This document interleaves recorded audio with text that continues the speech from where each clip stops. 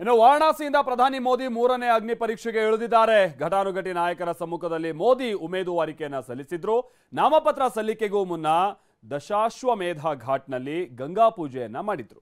ಇಷ್ಟೇ ಅಲ್ಲ, ಕಾಲಭೈರವನಿಗೆ ಭಕ್ತಿ ಭಾವದಿಂದ ಪ್ರಾರ್ಥನೆ ಸಲ್ಲಿಸಿದ್ದಾರೆ ಕೂಡ.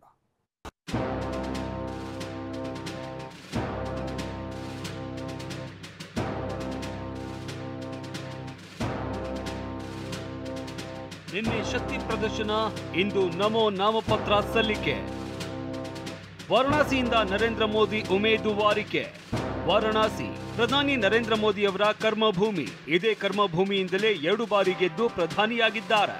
ಮತ್ತೆ 3ನೇ ಬಾರಿಗೆ ಅಗ್ನಿ ಪರೀಕ್ಷೆಗಿಳಿದಿದ್ದಾರೆ. ವಾರಣಾಸಿಯಲ್ಲಿ ಇಂದು ಘಟಾನುಘಟಿ ನಾಯಕರ ಸಮ್ಮುಖದಲ್ಲಿ ಮೋದಿ ನಾಮಪತ್ರ ಸಲ್ಲಿಕೆ ಮಾಡಿದ್ದಾರೆ. ಪ್ರಧಾನಿ ಮೋದಿಗೆ ಉತ್ತರ ಪ್ರದೇಶ ಸಿಎಂ ಯೋಗಿ ಆದಿತ್ಯನಾಥ್, 12 ರಾಜ್ಯಗಳ ಸಿಎಂಗಳು, 25ಕ್ಕೂ ಹೆಚ್ಚು ಪ್ರಮುಖರು, ಅಮಿತ್ ಶಾ, ಜೆಪಿ ನಡ್ಡಾ, ರಾಜನಾಥ್ ಸಿಂಗ್ ಸೇರಿದಂತೆ ಹಲವರು ಸಾಥ್ ನೀಡಿದ್ದಾರೆ.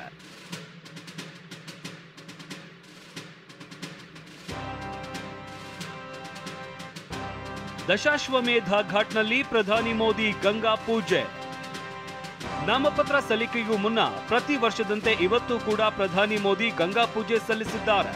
ಗಂಗಾ ನದಿ ತಟದ ದಶಾಶ್ವಮೇಧ ಘಾಟ್ಗೆ ಭೇಟಿ ನೀಡಿ ಭಕ್ತಿ ಭಾವದಿಂದ ಪೂಜೆ ಸಲ್ಲಿಸಿದ್ದಾರೆ. ಹಿಂದೂ ಸಂಪ್ರದಾಯದಂತೆ ಪುರೋಹಿತರ ಸಮ್ಮುಖದಲ್ಲಿ ಮಂತ್ರ ಪಠಿಸಿದ್ದಾರೆ.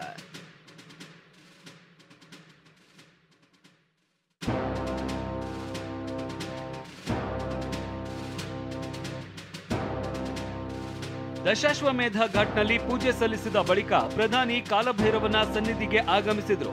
ಉತ್ತರ ಪ್ರದೇಶ ಸಿಎಂ ಯೋಗಿ ಆದಿತ್ಯನಾಥ್ ಮೋದಿಗೆ ಕೇಸರಿ ಶಾಲು ಹಾಕಿ ಸ್ವಾಗತಿಸಿದ್ರು. ಇದೇ ವೇಳೆ ಅಲ್ಲಿದ್ದ ಜನ ಮೋದಿ ಮೇಲೆ ಪುಷ್ಪ ಮಳೆಗೈದ್ರು. ನಂತರ ದೇಗುಲದ ಒಳಗೆ ಎಂಟ್ರಿ ಕೊಟ್ಟ ಮೋದಿ ಕಾಲಭೈರವನಿಗೆ ವಿಶೇಷ ಪೂಜೆ ಸಲ್ಲಿಸಿ ಆರತಿ ಬೆಳಗಿದ್ರು.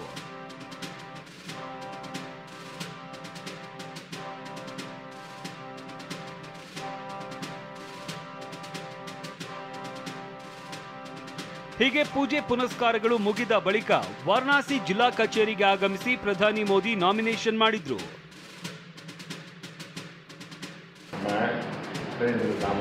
मोदी लोकसभा में स्थान करने के लिए अभ्यर्थी के रूप नाम निर्देशित हुआ.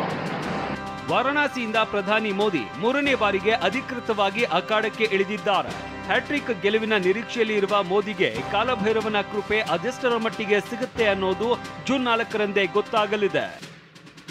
ಹರೀಶ್, TV9, ವಾರಣಾಸಿ.